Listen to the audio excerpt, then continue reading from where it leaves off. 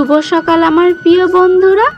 নদিয়া জেলার ছোট্ট একটা গ্রাম থেকে আমি রূপা আমার ব্লগ চ্যানেলে তোমাদের অনেক অনেক স্বাগত আর অনেক অনেক ভালোবাসা। তোমরা যে যেখান থেকে আমার ভিডিওটা দেখছো আশা করি তোমরা প্রত্যেকেই খুব ভালো আছো আর সুস্থ আছো। আমরাও কিন্তু খুব ভালো আছি।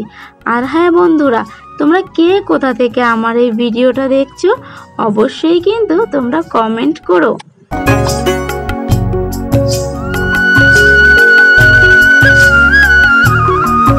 তো সকালবেলা ঘুম থেকে উঠে দুষ্টু সোনাকে তো খাইয়ে দিয়েছি, তোমরা তো ভিডিও তো দেখতেই পেয়েছো। আজকে না দুষ্টু আমার আগে ঘুম থেকে উঠে পড়েছিল জানো তো। তো ওকে খাইয়ে দাইয়ে নিয়ে তারপরে সংসারের কাজে হাত দিলাম, কেননা খাইয়ে দাইয়ে না নিলে না তখন কান্নাকাটি করবে। আর এদিকে খাইয়ে দিলাম কিন্তু আমার সেদিকে চিন্তাটা থাকলো না। তো এবার আস্তে আস্তে কাজগুলো সমস্তটাই করতে পারবো, আরও খেলা করবে আর অতটাও জ্বালাতন করবে না। তার জন্য কিন্তু ওকে খাইয়ে দাইয়ে একদম পুরো রেডি করে দিয়েছি, ও কিন্তু খেলা করছে। আর আমি দেখো এখন উঠোনটা ঝাড় দিয়ে নিচ্ছি। তো খুব একটা নোংরা হয় না উঠোনে, যেহেতু আমাদের বাড়িতে কোনো গাছপালা নেই, ওই বাচ্চারা যায় একটু নোংরা করে এই আর কি। আর এরপরে দেখো আমার কলের পাড়ে কি অবস্থা দেখেছো। কলের পাড়ে জামা কাপড় তারপরে এঁঠো থালা বাসন সমস্তটা কিন্তু আমি কলের পাড়ে জড়ো করে রেখেছি। এবার এক এক করে সমস্তটাই গুছিয়ে নেব। আর হ্যাঁ বন্ধুরা, আমি কিন্তু ঘরের কাজ মোটামুটি সবটাই সেরে আমি কিন্তু কলের পাড়ে চলে এসেছি। কলের পাড়ে যা কিছু কাজ আছে এবার এক এক করে গুছিয়ে নেব।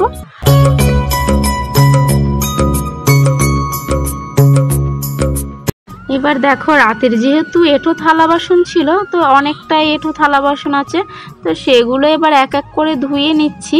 আর আমি থালা বাসন ধুচ্ছি আর একটু ফোনটার দিকে খেয়াল রাখছি।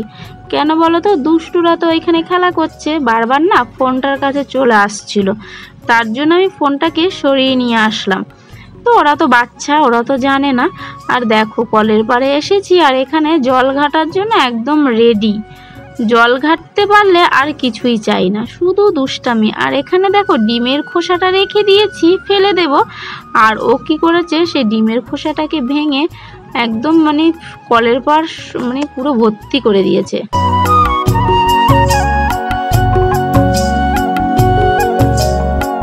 এরপরে বন্ধুরা আমি থালা বাসনগুলো ধুয়ে নিয়ে রেখে আসলাম ঘরে। আর এখানে যেহেতু ঘর মুছেছিলাম, তো সেই ন্যাতাটাও একটু জলে ধুয়ে নিলাম। আর ডিমের খোলাগুলো দেখো ফেলে রেখে দিয়েছিল, তো সেগুলো তুলে একটু পরিষ্কার করে নেব, পরে বাইরের দিকে ফেলে দিয়ে আসব। আর কি বলো তো বন্ধুরা, আমাদের বাড়ির ভেতরে না একদম একটু নোংরা ফেলার জায়গা নেই, তার জন্য না খুব অসুবিধা হয় জানো তো।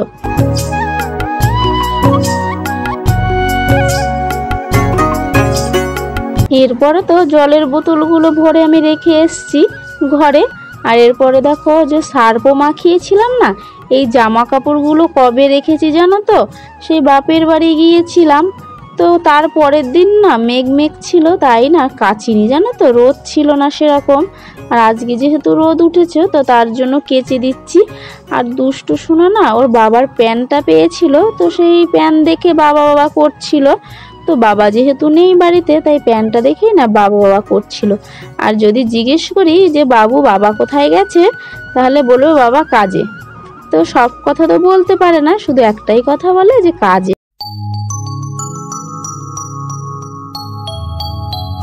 তো জামা কাপড়গুলো আমি কেচে ছাদে মেলে দিয়ে এসেছি, তো সেটা কিন্তু তোমাদের সঙ্গে আমি শেয়ার করতে পারিনি। কেন বলো তো, দুষ্টু সোনা আর আমাদের বাড়িতে আর একটা পুচকে আছে, তো দুজনাই না আমার পেছন পেছন ছাদে চলে গেছিল। তো কিছুতেই আমি ফোনটা রাখতে পারছিলাম না, আর ওরা সব সময়তেই সেই ফোনের সামনে চলে আসছিল। আর জানো তো ছোট বাচ্চা সব সময় তো সব অবস্থায় থাকে না, তার জন্য কিন্তু সব ভিডিও নিতে পারি না। আর সকালবেলা মেয়ে পড়তে গেছিলো, সেখান থেকে না একটু পরোটা নিয়ে এসেছিলো, তো সকালবেলা আমরা পরোটাটাই খেয়ে নিয়েছি। আর এই দিকে দেখো আমি দুপুরবেলা কি করছি না, যে একটু চাল ভিজোতে দিয়েছিলাম, তো সেই চালগুলো একটু মিক্সিতে গুঁড়িয়ে নিচ্ছি। কেন বলো তো, যে দুষ্টু সোনাকে না মাঝে সাঝে একটু এই চালটা গুঁড়ো করা থাকলে কি বলো তো, সেই কখন হয়তো বা খাবার ভাত হলো না, সেই টাইমটা একটু তাড়াহুড়ো করে না এই মধ্যে দিয়ে এই খাবারটা কিন্তু খাওয়ানো যায়। আর এদিকে দেখো আমি সেই চালের গুঁড়িটা করেছিলাম, তো একটু নোংরা পড়েছিল, তো সেখানে আমি একটু ঝাড় দিয়ে নিয়েছিলাম। আর এইদিকে ছাদে চলে এসেছি গুঁড়িটা একটু মেলার জন্য, কেননা রোদে না দিলে যেহেতু একটু ভেজা ভেজা ছিল, কিন্তু গুঁড়িটা না সেই কেমন একটা ছাতা ধরে যায়, তো তার জন্য একটু রোদে দিয়ে না সে শুকিয়ে নেব। তাহলে কি বলো তো, যে অনেক দিন রেখে কিন্তু খাওয়ানো যাবে। তো তোমাদের যাদের ছোট বাচ্চা আছে তোমরা কিন্তু এইভাবে চাল গুঁড়ি করে কিন্তু খাওয়াতে পারো। আমরাও কিন্তু ছোটোবেলায় এমনভাবে খেয়েছিলাম। তো আমার মা বলছে যে এইভাবে খাওয়ালে বাচ্চাদের নাকি ভালো, ওরা যেহেতু গোটা ভাতটা হজম করতে ওদের অসুবিধা হয় এখন, তো তার জন্য কিন্তু এইভাবে মাঝে সাঝে একবার খাওয়ানো যেতেই পারে।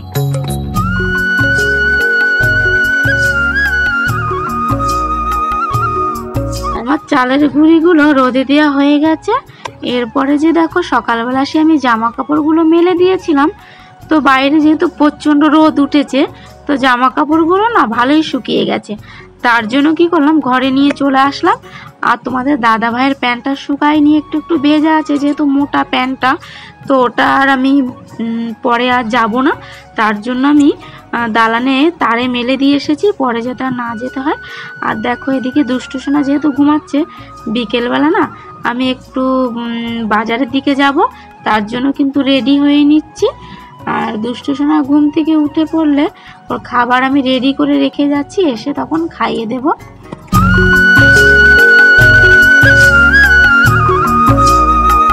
বন্ধুরা, তো আমি এদিকে মাথার চুলটা বাঁধতে বাঁধতে তোমাদের কিছু কমেন্টের উত্তর দিচ্ছি।